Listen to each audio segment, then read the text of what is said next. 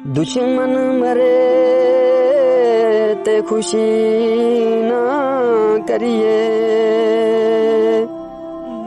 ओ सजना भी मर जाना। दीगर ते दिन होया मुहम्मद, ते ओड़क नू डुब जाना। ओ लोक ते बनदे ने परदेसी, ओ जी विच परदेसां जाके किस्मत ने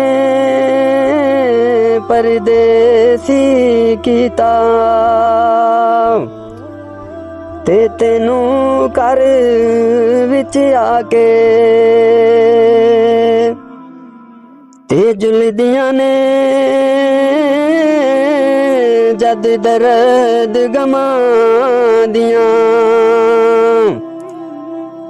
ओ जी जालम तेज हवावां ते चेते आउंदियां ने फिर विछड़ियां होया बावां। ओ इश्क किया मैं बन बन खड़ियां,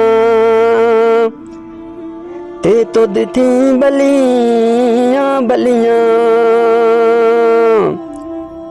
ते माई बाबल पेट पेट थके, ते बावां मूल ना चलियां। ते सुफने दे विच माही मिलिया, ते मैं गल विच पालियां बावां।